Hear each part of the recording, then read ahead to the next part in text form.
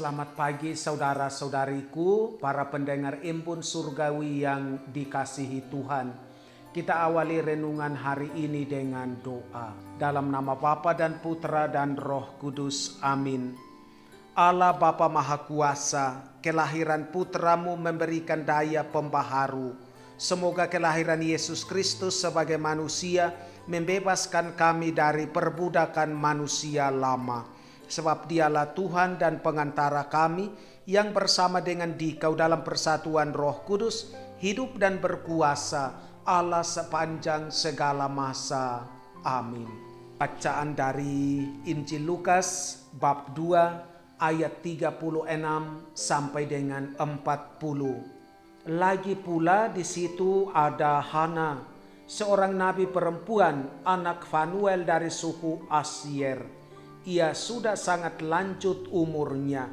Sesudah kawin, ia hidup 7 tahun lamanya bersama suaminya. Dan sekarang ia janda dan berumur 84 tahun. Ia tidak pernah meninggalkan bait Allah dan siang malam beribadah dengan berpuasa dan berdoa.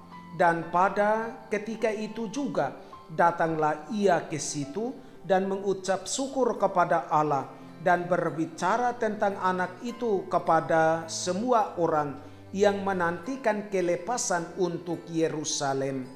Dan setelah selesai semua yang harus dilakukan menurut hukum Tuhan, kembalilah mereka ke kota kediamannya, yaitu kota Nazaret di Galilea. Anak itu bertambah besar dan menjadi kuat, penuh hikmat, dan kasih karunia Allah ada padanya. Omnia vincit amor, kasih mengalahkan segalanya. Saudara dan saudariku, para pendengar Embun Surgawi yang dikasihi Tuhan, kasih mengalahkan segalanya. Inilah ungkapan yang mewakili kisah Hana dalam Injil Lukas hari ini. Perempuan yang baik dan setia itu Hana, anak Fanuel dari suku Asyer. Ia seorang yang tekun beriman. Ia seorang nabi perempuan, anak Fanuel dari suku Asyer. Hidupnya diisi dengan puasa dan doa. Ia sudah sangat lanjut usia. Sesudah kawin, ia hidup 7 tahun lamanya bersama suaminya dan sekarang ia janda dan berusia 84 tahun. Ia tidak pernah meninggalkan bait Allah. Siang malam ia beribadah, berpuasa dan berdoa. Pilihan hidup yang dilakukan dengan penuh kesadaran ini membawa sukacita dan kegembiraan. Hana juga memiliki kekuatan kasih yang luar biasa. Kekuatan inilah yang memampukan dirinya untuk bertekun dan setia menyambut Yesus di bait Allah. Masa penantian Hana lunas terbayar.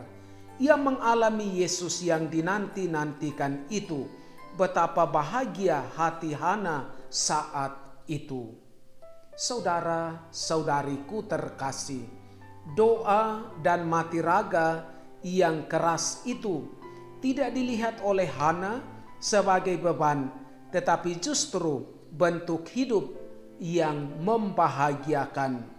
Disiplin dan pengendalian diri ini membuat Hana lebih semakin dekat dengan Tuhan dan mendapat karunia khusus, yakni melihat Mesias dalam bayi mungil. Ia bahkan bersaksi tentang kepenuhan rencana keselamatan itu dalam diri kanak-kanak Yesus. Ketika doa, sakramen, devosi, dan aneka aktivitas rohani lain dianggap sebagai kewajiban, semuanya itu akan menjadi beban. Jika itu dilihat sebagai pola hidup yang dipilih secara bebas, maka semuanya itu justru dilihat sebagai sumber berkat dan rahmat.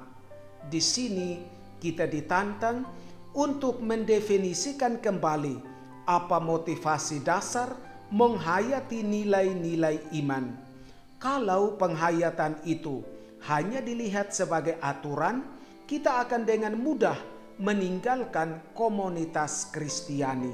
Sebaliknya, kalau penghayatan itu dilihat sebagai jalan kebenaran, maka kita akan setia walaupun tak banyak orang mau berjalan bersama kita. Semoga pengalaman Hana juga menjadi pengalaman kita semua. Setiap diri kita pasti pernah mengalami masa menanti seseorang. Pengalaman seperti itu bisa membosankan. Kisahnya akan berbeda ketika kita menanti dengan penuh pengharapan dan kekuatan kasih seperti yang diteladankan Hana kepada kita. Tuhan Yesus, mampukanlah kami setia melaksanakan kehendak-Mu. Amin. Tuhan bersamamu. Semoga saudara-saudari sekalian dilindungi, dibimbing dan diberkati oleh Allah yang Maha Kuasa, Bapa dan Putra dan Roh Kudus. Amin.